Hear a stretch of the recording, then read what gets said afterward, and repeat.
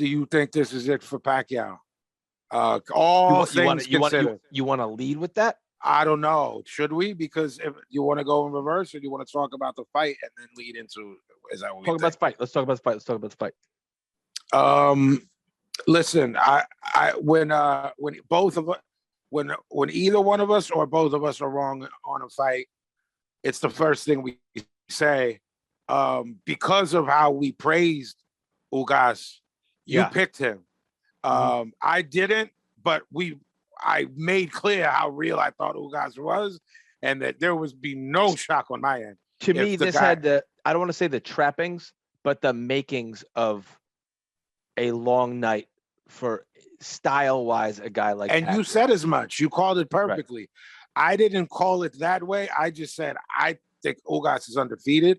I think his 4 losses aren't losses. This is not an easy night. Which, by the way, I want to say now, Vinnie Paz, my friend, my co-host, my brother, said that, and then all of a sudden, I don't know if it's like, hey, I'm looking for a blue Toyota, and you start seeing blue Toyotas everywhere, but I tell you right now, I started seeing fucking tweets, little blurbs, shit written. I think people tuned into the podcast, listen to what you said, and they're biting your fucking analysis of that, because I start seeing Ugas's losses aren't really losses. This. I never heard that before. You said it. I'm not blowing smoke up your ass. I'm just saying, I don't know. I think I'm not blowing smoke up my own. I never heard anyone say it. I heard them think that a lot of people. No, I'm saying after you said it. I know what you mean. No, now I'm biting. But what I'm saying is, I don't want no one biting my fight. The Porter fight.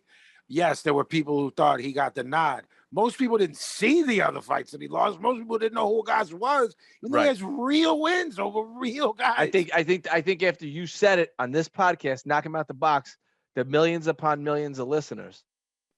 All right. People started to look at the listen. Ugas I also would say it. I said it after I thought he beat Porter. I said this guy got another one. Right. Because I don't think his other 3 L's coming into the Porter fight were L's. Right. So look, man, the fight starts. What is going on? Can we talk about biceps gate before? Yeah, let's because I fell for the banana in the tailpipe. Whether or not you want to say you did or not, I did.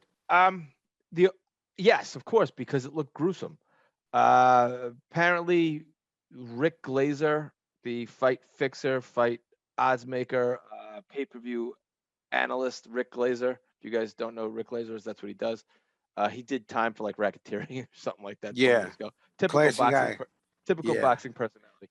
Anyway, he's the one who kind of noticed it, made people aware of it, and Jesus Christ, people took the baton and they won the 400 meters relay with this fucking thing. They did. I gotta say, it was gruesome looking. I said, "What's going on here?" I did the first. I think I sent you a picture, like a close up of it. You did, and it looked fucked up. But apparently, I don't know. I don't know what would cause it. I don't know. Well, that's what I wanted to ask you before we get into the fight itself. And we're just mentioning this. Biceps. Well, how does that just go away? Was it a pit? Did someone doctor it? Was there a pit? Was there? I didn't see the weigh-in. I saw the weigh-in. Did live footage? Yeah. Did it look crazy? Yeah, it looked weird. What could that be then? So I heard a few things. I don't know if any of them are true. Well, I just want to hear them because I heard that it could be adverse effects to the vaccination. Okay. Someone said that, but that would be a low. So then someone else chimed in and said, well, that's low if they, it's on his biceps. You typically get it in your deltoid in your shoulder. Yeah. Someone else said what you and I thought was a ruptured biceps or a torn biceps, which if it's not a full tear, you can function with it. Still, look, I'm going based on fucking, internet diagnosis here. Yeah. And then someone else, I saw a couple people kind of debating back and forth that it could just be a severe muscle cramp, and that the muscle has like kind of, knotted or tightened up like you get like in your neck or your back. It didn't look like that to me. It looked like something far more serious. It still feels like all of those things to go away in 24 hours. It was fucking there. You know what I mean? Like I saw it, but I wanted to see him throw a jab. It was like the first thing I wanted to see. Same thing with me, bro, because he wasn't doing things in the dressing room to make me go, oh, there's nothing wrong. Like, right. When Manny will go into full, throwing. Yeah, or they'll hit mitts to as they say, get a sweat, Sure. I mean, no one, look, guys, no, whether you've heard this or not, when you see a fighter go into the ring dry, you don't want that. Right. So historically speaking, when someone goes in there dry, and Ugas was in the dressing room doing nothing, not showing me that there was any movement to that arm. So I'm like, I guess I gotta wait till ding. The only thing that I did notice, how they'll cut to like the candid camera, so to speak, like during the undercards. He was taking, and I'm gonna do this. I don't know if we decide to put this video somewhere. Yeah. But he was using his left hand to do selfies and stuff like that. Yeah. And I was like, all right. It's not like it's like in a sling. Well, that's the thing. I saw that and I was like, all right, he doesn't have a nub on his arm. Like he wasn't, but that still wasn't enough for me because I'm like, there's a big difference between embracing someone with the bro hug or taking a selfie and popping a long rangy jab at a high level at a Hall of Famer.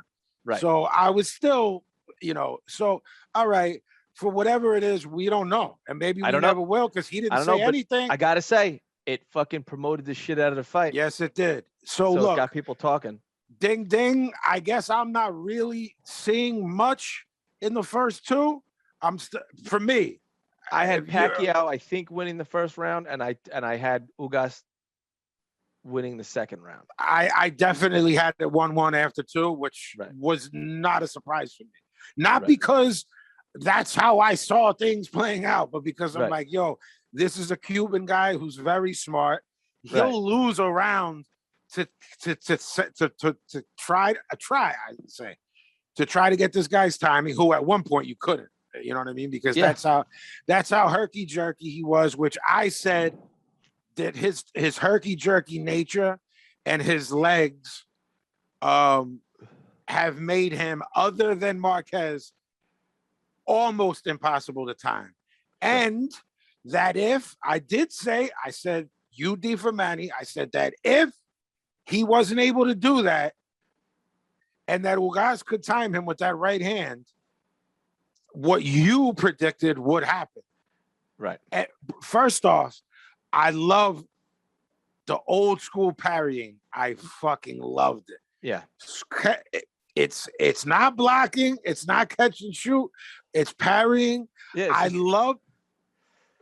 he was changing the directions of Pacquiao's punches. Yep. And coming off of those shots. I loved that triple G right that he was throwing that loops around. That. Yeah. Okay, but look, it was great. It was great. I don't know if we should do it one by one or just lump it all together. I love that he was switching the speed on it and that he was switching it and coming down the pike with it to confuse him. Because Pacquiao looked totally confused. He was getting confused by the fact that the shot was looping just a bit around. Deer in headlights at some point, trying to do his like little tricks, and it was just Ugas was, remember when White Man Can't Jump when he's like, I'm in the zone. Yeah. He's like staring at him. Yes. And Ugas was just looking him down at the end of every round, and there was a turning point, and really where I said this fight's over. And fuck Russell Mora. I'm going to say that right now. That was the referee that night. He's fucking awful. The pits. Oh, my God. I don't know how how these guys get these fucking jobs. It's like really him and Lawrence Cole, man. Like I was just going to say, outside of Texas, Russell Mora is the Lawrence Cole of the other 49 states. It's it's him. It's Russell Mora and Michael Ortega. Like, gotta go, man. Gotta go. So, Ugas throws a beautiful right hand to the body, a straight right hand to the body. And it lands. You could hear it through the speakers. Whack. Yes. And Pacquiao didn't like it. It's like a veteran Pacquiao Pacquiao says it's low, but like nobody in that arena, including the judges, hopefully, and the commentators, because the commentators are going, wait a second. Goosen's going, that's on the line. Sean Porter's trying to say it's low. Goosen's like, nah, kid. Sorry, don't know what to tell you. It's right on the line. So Manny Pacquiao is selling like a mid-90s Shawn Michaels. Right. He keeps touching his stomach. Give it to the ref. I know I can manipulate this guy. And Russell Moore stops the action, jumps and takes the bait. And fucking sternly fucking warns Ugas, which I'm going, the next time Ugas throws anything below Pacquiao's he's gonna take a muscles, he's gonna take a fucking point. And it's not like Ugas was like looking for nut shots all night where you would do that. But this is the way Russell Moore rolls. Like if the A side, he just fucking blows him, and he's like, all right, you know what I'm saying? Like it don't look good for Pacquiao. So I you know, it infuriates me that he does that, and he does it often. Years ago, it was Abner Mares and what was the African guy he had battles with? Anyway, Abner Mares, Joseph Ekbeko. Yeah. Russell Moore ruined that whole fucking fight. Yeah, Joseph Ekbeko, tough guy, tough customer. Kept stopping the action. Yes. Dude, Russell, get that fucking guy out of here. Anyway, so hey, I want to do a callback because you made it a point about Virgil Ortiz and his ability to adjust. This wasn't an adjustment, but I want to give props how beautiful that jab was, the double and tripling of that jab. He couldn't miss. Ugas. Ugas, yeah. Oh, it was snapping Manny's head back. And, repeatedly, there were no adjustments made by Freddie or Manny to the double and triple jab, to the little looping right. And when they tried to adjust to the little looping right, said, we got him. Ugas starts throwing the straight right that he throws to the belly, but up top. Right. So now he doesn't know what's coming at him. A double or triple jab that's knocking his head back, the looping little right that's kind of a half hook, or something up the middle. And Ugas's stance, where Ugas almost stands, he stands quite square. He does. He squares up. So and he crouches. So Pacquiao's little like, I'm gonna jump to your left or right and kind of fire off combos with the angles weren't working, because all Ugas had to do was sort of like pivot like this, and boom. Now Ugas has you in the position he wants you in. He wants you, and he wants you in. And Pacquiao was having a hard time of getting his head off the line, which I've never seen before. Right. So because when you were talking about snapping his head back, that's because his head was on the line. But why? Because he was pivoting and putting himself in position for that, and Pacquiao didn't know what to do there. Hence the deer in headlights. Hence Ugas, as the bell rings, just staring at Pacquiao. Well, the essentially other thing, saying, "Motherfucker, I got you." The other thing Ugas did, which was great, and it's all like veteran moves. As soon as he heard the sticks, clap, clap, clap. You know, with the 10 seconds left, boom, he's getting in the last shot at the end of each round. And I thought it was just really well done. But to me, the turning point was that body shot where you saw Pacquiao frustrated and like you said, selling like like Shawn Michaels. Selling a non-low blow. Hey, B, I want to bring something up. There were those Pacquiao. We've been seeing him do it for 25 years. Those not 3-4 punch combinations, flurries. Those 8-punch combinations. He was throwing them. I'm not implying they were landing. I'm telling you, I was very worried that those flurries, as few as they were there. Sure. Ugas is picking them off beautifully. Again, like I said before, parrying, making his shots go in the directions that he didn't want them to go. Yep. But when you have, look, man, this is Iron Sheik, Nikolai Volkov heat. The people were booing him. The Pinoys were there in full strength in Vegas. Right. Pacquiao throws an 8-punch combination. 7 of them are picked off beautifully. The crowd goes batshit. Oh, okay. They get excited. I'd be remiss to say to you that I didn't believe that wherever we have it scored, we better give 2 more rounds to Pacquiao than how we have it. Right. And if we did, right, On my card, it's a draw, not on yours. You still have him winning. Yeah, it would have been 115-13 on your card. Right. On my card, like I said, I didn't score live. I'm just telling you, I get when I stepped back, I said I get 4 of those rounds to Manny, and I have no heat with Brendan telling me that he gave him 3. So you flip 1 or 2 of them because those people went batshit, and he ripped off 8 because you still saw the hand speed. Look, man, I am not going to fall into the narrative of, well, right time, right place. He beat an old man. That Manny Pacquiao still beats a lot of guys at 47. Oh, absolutely. I was going to say that if to kind of segue into, I guess I'm going to say something that you're going to disagree with. Go. I still think I'm excluding Ugas, but we fucking have talked about how good he was before the Pacquiao fight. Sure. But on our earliest episodes, you know what I'm saying? Because we don't do just kind of describing the 147-pound landscape. We've been doing this show, 6 months maybe now? Yeah, 6 months. So, we have been fucking talking about Ugas before. And I had mentioned ad nauseum, I don't think this guy's ever lost a fight. But anyway, what was I trying to get at? I don't know. Where was I going, you stupid idiot? You're supposed to keep the train on the rails. First of all, I was in the middle of a segue, and I cut you off. And you fucking you're ran supposed to keep track. You ran your locomotive into my shit. Oh! My car was going over the fucking train tracks. You just fucking ran it over. All right, we have top 10s, top 15s, whoever. The sanctioning bodies rankings we don't agree with, but we can agree with if you look at the ring top 10, we're usually these are probably about right.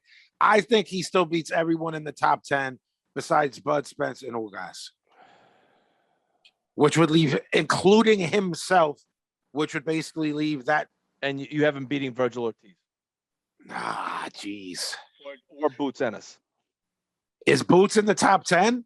I have him in my top 10. 147 pounds. Oh, no. Look, I think we have him higher than some dudes that have belts at you and I. Yeah. Because we're so high. Right. I'm saying, if we looked at, I'd have to look at the ring right now. So who could do it quick on their phone? Me or you? 147 Ring Magazine. So if you count, like Manny Pacquiao himself, you can't count him as one of the top 10 because he is.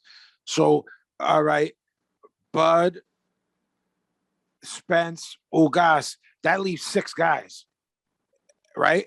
Yeah. As I'm doing math correctly. Yeah. So if you could find those 6 guys, let's say ring, because look, you and I would pick Boots over a lot of people that people would not pick Boots over. I think Boots can fight Terrence Crawford and Errol Spence right now. All right, so you'd pick Manny over. Well, they got Boots ranked 8th. Okay. So they have that guy Stanionis, who just yes. Yeah, that that ended in the headbutt with Louis Collazo. Yeah. Yes, I think Pacquiao beats him. Kudratillo Abdukavharov. I've only seen him in clips. I'm going to call that a Pacquiao win. I'm going to call that a Pacquiao win. I don't have him for the sake of my argument, but Danny Garcia. I think he beats Danny Garcia. I think he beats Danny Garcia at 42 years old handedly, and I think, hey, look, look, man, you know what I think about Porter. So and I think Boots is all wrong for Manny Pacquiao at this point. All wrong. And look, man, that's an old trope, an old saying. X is all wrong for X. Sure. In this case, Boots Ennis is the dictionary definition of all wrong, because Manny is not a dude who's going to pull a Floyd and fight an Andre Berto if he were to fight again. So you got to go, all right, who's like a name, but we don't feel he's going to get carried out on a stretcher. That's probably like a Danny Garcia-esque guy. But you said Danny's moving up. That was what I read. It was an interview. He wants to capture another title. No. You're not pulling it out of the blue. His father said it. Yeah. He's a big kid, I guess. He's not huge at 47. No, he's like 5'8". No, he's 5'9". Yeah. But anyway, so I think Pacquiao's going to announce his retirement. Okay. I think he's going to run for president of the Philippines, which is like mind melting to me. That he's going to be, he'll probably win. I think he'll win. Well, I don't know. I don't know anything about when he wins. What's crazier, him winning or Trump winning? We're not a political show. I'm just curious. Quantify it. Well, because I didn't think Trump had a chance. So neither did I. I think an ex-wrestler, current action star, is going to be our president at some point. So I think The Rock will be the president of the United States. And then there's this running joke, especially with Trump. It's idiocracy. Well, there's a running joke that we're living in an idiocracy with Trump. That will, when an ex-wrestler is your president, I think you're really an idiocracy. And I think he's the greatest guy in the world. He seems like a sweetheart. But bringing it back, this all started with your contention that Pacquiao will retire. Let me ask you this, because unlike the major sports where, like, okay, the playoffs end and then whoever that person is typically within an allotted amount of time announces their retirement. You know what I mean? Someone like Peyton Manning or etc. That doesn't really happen. I don't know. That's not true. I'm not saying it doesn't really happen. It doesn't have to happen in boxing. You're sort of playing at your own time frame. Boxing is a unique sport where if tomorrow I wanted to call myself a professional boxer, I could. I can go down and I can get licensed. Yeah, because and if you pass the test, which you would, I would pick whatever fucking weight class I want to box in, and then boom, I could go. It's not to say someone would put me in a fight, but what I'm saying is I could be like, well, I'm a professional boxer. That's what I do now. Yeah. So, can't really do that. You know, I guess I could call myself. If you and I were like, all right, we're gonna start a baseball league, I could call but boxing is the unique sport where anybody can become a pro. And yes, it's an individual sport. It's not a team sport. You're on an island. So like you said, guys retire and come back all the time. It doesn't happen in any other sport. At this, I mean, guys, obviously, famously, Michael Jordan retired and came back, but guys don't retire in other sports and just decide they want to come back. It doesn't work that way. This is so I do think Pacquiao is going to retire. I am not necessarily sure it's the last we see of him, though. Does that make sense? I think he's going to retire, run for president, and then who knows? You know, if I don't know what the terms limits are in the Philippines. I don't know how it works there. If it's like a 2-year, 3-year thing, or even a 4-year thing, I wouldn't be surprised if we saw him come back at some level.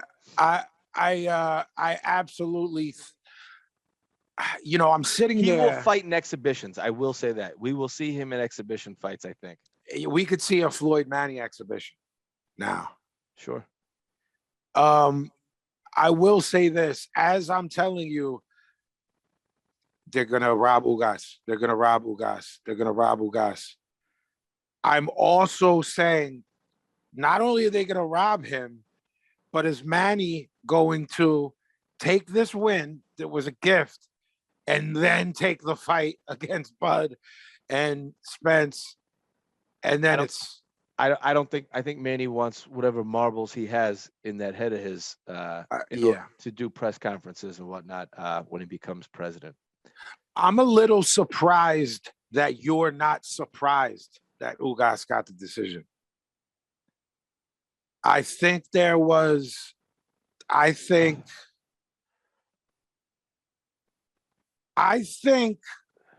Golovkin Canelo 1 being a draw is more ridiculous than these judges not finding a way to give Pacquiao this fight. I don't know. Like I said, I had a feeling it was the style, and again, I had it wider than the judges, so I just wasn't surprised. It played out exactly how I predicted it. So I mean, it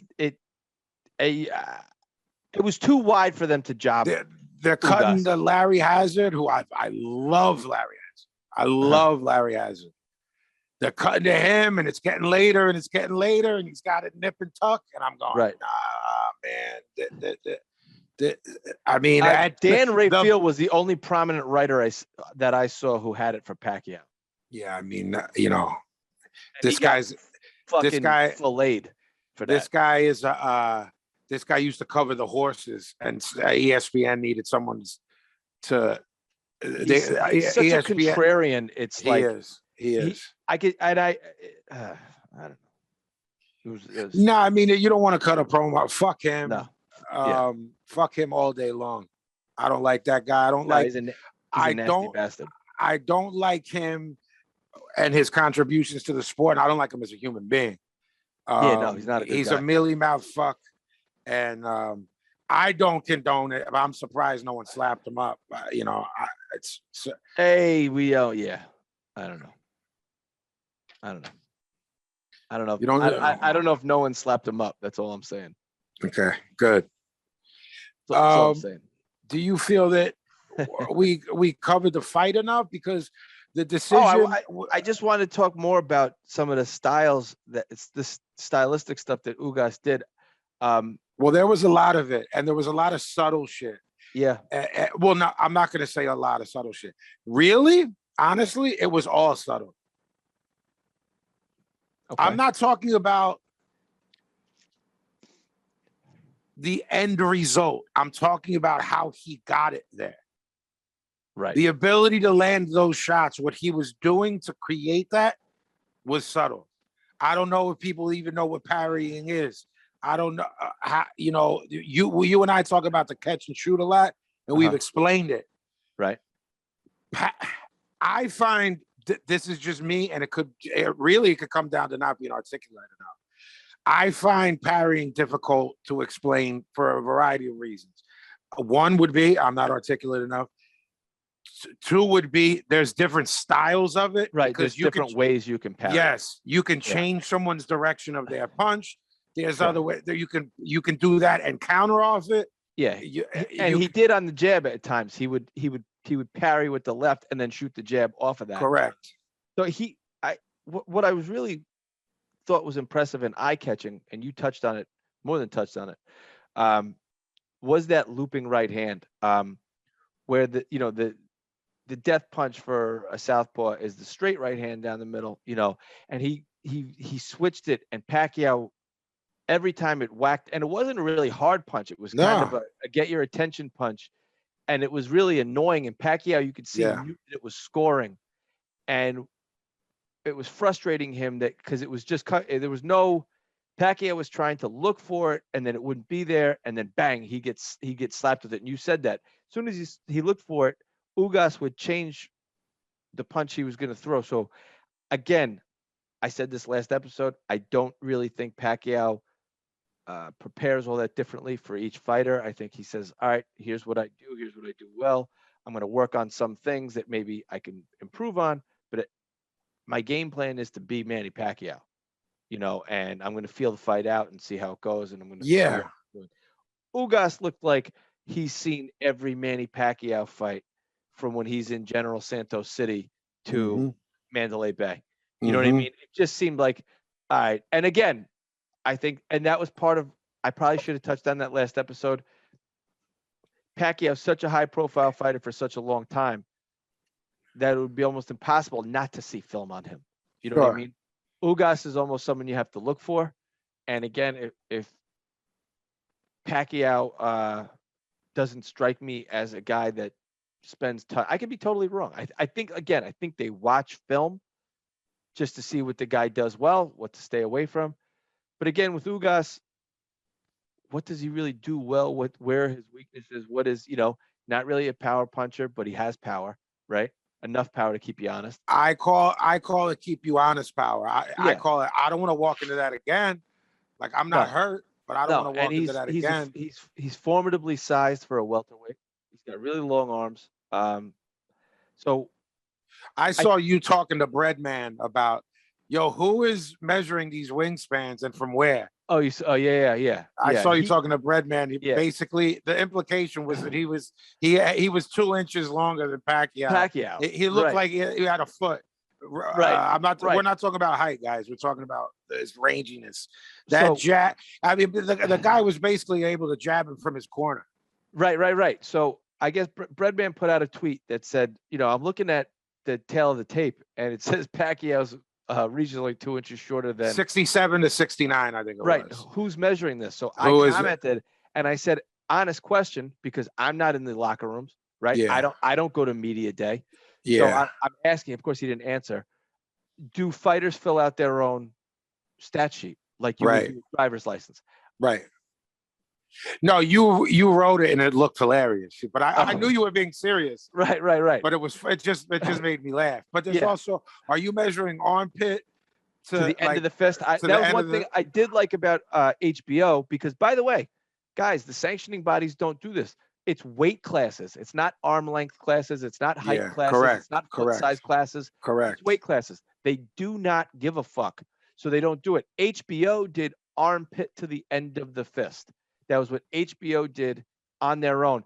And by the way, I know this for a fact, guys did not have to submit to that. You would, every now and then, you'd see the tail of the tape and Lamps would say, X didn't submit to our either post-fight weigh-in or measuring from the armpits or both. Yeah, morning of weigh-in, you mean? A lot of because a lot of times guys didn't want them to know how much they rehydrate. Well, that and guys, guys are also, guys can be superstitious. Like I don't want or just fucking cranky. I don't want you in here. You don't even get the fuck out. Hey, who knows? They could be fighting with their gumara. You know what I'm saying? Sure. The wife finds out. The wife's not there. The gumara's with them. Oh, get out of here. Yeah. Oh. So anyway, I think we've Pacquiao's going to be president of the United States of America. He's going to be the first no. He's going to be president of the Philippines. Yeah. With The Rock as his running mate. Is that where this show went? Yes. The Rock is his running mate. Shawn Michaels take over the Shawn Michaels Secretary of Defense. Yeah, and they're going to take over the free world. Oh my All right, God. so look, let's wrap it up. What does Ugas do? Because no one wants that. Well, so it looks like now the fight that Pacquiao essentially spoiled, which was Ugas Spence, is on deck if Spence recovers. So it's Ugas Spence is what I'm hearing is on deck next.